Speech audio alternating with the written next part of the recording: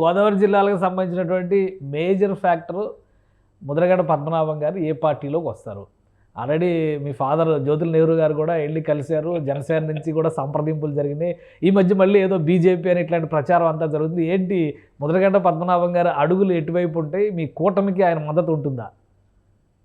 నాకు ముద్రగడ పద్మనాభం గారి గురించి తెలిసినంత మటుకి ఆయన మనసులో ఆలోచన లోతుగుండు సార్. ఎవరికి తెలియదు సార్. ఆయన ఏ నిర్ణయం తీసుకున్నా ఆ క్షణంలో తీసుకోగలడు. అదే దాని మీద కమిట్ అయిపోయి కూడా ఉండగలరు ఆయన. ముకుంద జ్యువెలర్స్ తెలంగాణలో మొట్టమొదటి ఫ్యాక్టరీ అవుట్లెట్ మన కొత్తపేటలో ఫిబ్రవరి 14న గొప్ప శుభారంభం. కాకపోతే వీళ్ళు చెప్పారు, వాళ్ళు చెప్పారు, ఇలా మారదాం అలా మారదాం అన్న ఆలోచన అయితే ఉండదు. ఆయన మనసులో ఏముందో అదే చేస్తాడు ఆయన. అదే మనతో చెప్పింతాడు, అదే చేస్తాడు ఆయన. ఆయన మనసులో ఏముందో ఎవ్వరికి తెలియదు. మీరు నేను చెప్పుకున్న ఏదో గొప్పకు చెప్పుకోవడం తప్పితే అసలు దాన్ని అయితే మనం ఆయన్ని క్యాల్కులేట్ చేయలేం ఖచ్చితంగానే.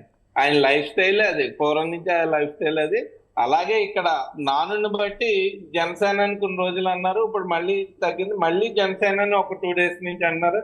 ఎందుకంటే ఆయన మామూలుగా రాజకీయంగా కాకపోయినా వ్యక్తిగతంగా మా దగ్గర ఫంక్షన్లకు రావడం ఇవన్నీ నిన్నే మా గుడి కోటిలింగాల అర్చనకు కూడా ఆయన నిన్న శివలింగాల ప్రతిష్టకు కూడా వచ్చారు ఆయన. కానీ రాజకీయాలు ఏం మాట్లాడలేదు, ఖచ్చితంగా దానికి వచ్చారు. ఆయన ఆలోచన ఆయనే చెప్పగలరు కానీ పక్క వాళ్ళు ఎవరో చెప్పగలేరు. నన్ను అడిగినా నేను చెప్పలేను. అంటే నెహ్రూ గారు సంప్రదింపులు జరిపారు కదా, అసలు సంప్రదింపులు కాదు సార్. ఆవిడ ఖచ్చితంగా మీకు ప్రెస్ మీట్ కూడా ఇచ్చారు. నేను ఇందాక ఏదైతే చెప్పానో 3 months నుంచి ఈ మట్టి శివలింగాలు కోటిలింగార్చన చేయడం గురించి నిన్నే 12 ద్వాదశ లింగాలని కూడా ప్రతిష్ఠ చేయడం జరిగింది. ఆ కార్యక్రమానికి వచ్చారు. అలాగే 11 రోజులు కుంభాభిషేకం ఉంటుంది, దానికి ఆయన ఆహ్వానించడం జరిగింది. ఆ పని మీద వెళ్ళారు. అప్పుడు నిజంగా అదే వచ్చారు.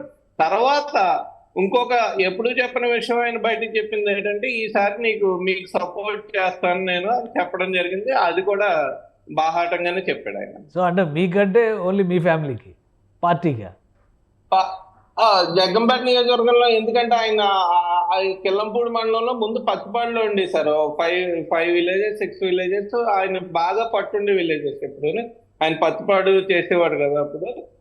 సొంత విలేజ్ ఇవన్నీ ఇప్పుడు జగ్గంపేట నియోజకవర్గంలో కలవడం జరిగింది 2009లో. పిఆర్పి దగ్గర 2009లోనే ఆ విలేజెస్ అన్ని కూడా నేను సపోర్ట్ చేస్తానని ఖచ్చితంగా చెప్పడం జరిగింది. సో అంటే జగ్గంపేట అభ్యర్థి మీరు అన్నది కరెక్ట్. జగ్గంపేట అభ్యర్థి జ్యోతుల నెహ్రూ గారా అని నేను అనుకుంటున్నాను ఖచ్చితంగానే. ఎందుకంటే ఆయనకున్న సీనియారిటీని బట్టి, ఇక్కడ ఉన్న పరిస్థితులను బట్టి, ఇక్కడ ఉన్న క్యాడర్ని బట్టి, మేజర్ క్యాడర్ని బట్టి పార్టీ కూడా ఆలోచించుకుంటే జగ్గంపేట అభ్యర్థి జ్యోతుల నెహ్రూ గారు. కానీ జ్యోతుల చంటిబాబు కూడా సిట్టింగ్ ఎమ్మెల్యే. ఈ మధ్య కొంత ఇష్యూ అయింది, వైసీపీలో టికెట్ నిరాకరించారు. సో ఆయన తెలుగుదేశంలోకి వస్తారని, జనసేనలోకి వస్తారని ఆయన సొంత ప్రయత్నాలు చేస్తున్నారని. అక్కడ రాజకీయ చిత్రం ఎలా ఉంది మిగతా పార్టీల పరంగా చూస్తే? ఖచ్చితంగా ఇక్కడ రాజకీయ చిత్రంగా అంటే మాకు వ్యక్తిగతంగా రిలేషన్ పరంగా ఫంక్షన్లు అన్ని మామూలుగా సార్. రాజకీయ పోరాటం ఎప్పుడు సొంతోడన్నా బయటోడన్నా ఏదన్నా రాజకీయ పోరాటమే మా మెట్ట ప్రాంతంలో అయితేనే. ఎందుకంటే ఎవరైనా సరే రిలేషనే మాకు.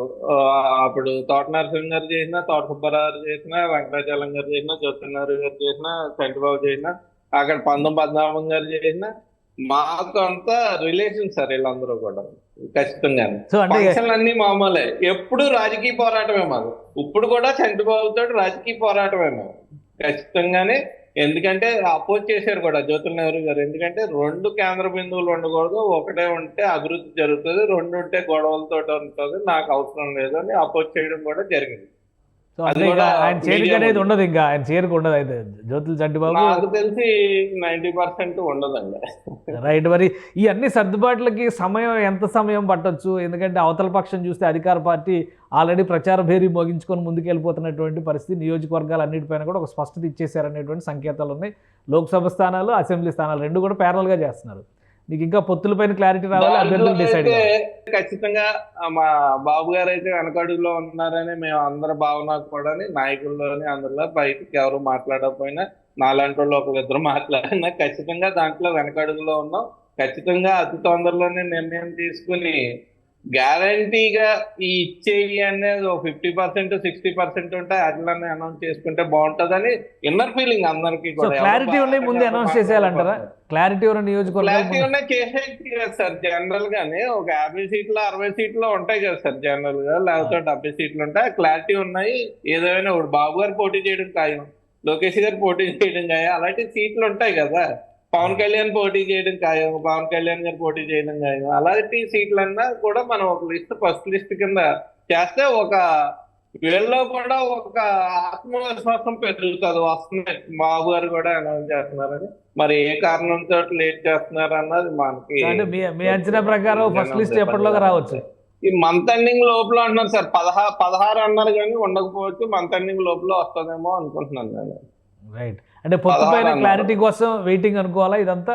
బీజేపీ అవును సార్. మరి వాళ్ళు కలయిక ఢిల్లీ కూడా వెళ్ళారు బాబు గారు. మరి వాళ్ళు ఏం మాట్లాడుకున్నారు అన్నది వాళ్ళు వ్యక్తిగతంగా పార్టీ పరంగా వాళ్ళు తీసుకునే నిర్ణయాలు అయ్యి వాళ్ళు ఏం చెప్తే అది చేయడానికే మేము అందరూ, నేను జిల్లా ప్రెసిడెంట్ గా ఉన్నా, ఇక్కడ ఇన్ఛార్జీలు ఉన్నా, వాళ్ళు ఏం చెప్తే దాన్ని చూసే చెప్పకుండా చేయడానికే మేము ఉన్నది కాబట్టి వాళ్ళ నిర్ణయం గురించి వెయిటింగ్.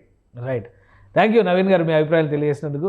ఇది ఆంధ్రప్రదేశ్లో రాజకీయాలకి సంబంధించి, రాజకీయ ముఖ చిత్రానికి సంబంధించి ఒక స్పష్టత ఇచ్చేటువంటి ప్రయత్నం జరుగుతుంది. తెలుగుదేశం పార్టీలో అంతర్గతంగా ఇప్పటికే ఒక వ్యూహం ప్రకారం చంద్రబాబు నాయుడు గారు 16వ తేదీన లిస్ట్ అనౌన్స్ చేయాలనేటువంటి ప్రణాళికను సిద్ధం చేసుకున్నారు. కానీ పొత్తులపైన క్లారిటీ రావడానికి సమయం పట్టే అవకాశం ఉంది కాబట్టి కొంత జాప్యం జరుగుతుంది. అయితే క్లారిటీ ఉన్నటువంటి నియోజకవర్గాల విషయంలో ఎలాంటి డోకా లేదు. ఒక 50 నుంచి 70 నియోజకవర్గాలు ఉంటాయి. వాటికి అనౌన్స్మెంట్ ఇచ్చేస్తే వర్క్ చేయడం కూడా క్షేత్రస్థాయిలో సులువు అవుతుందని నవీన్ చెప్తున్నారు. అంటే ఉభయ గోదావరి జిల్లాలో పవన్ కళ్యాణ్ ప్రభావం చాలా ఎక్కువగా ఉంటుంది.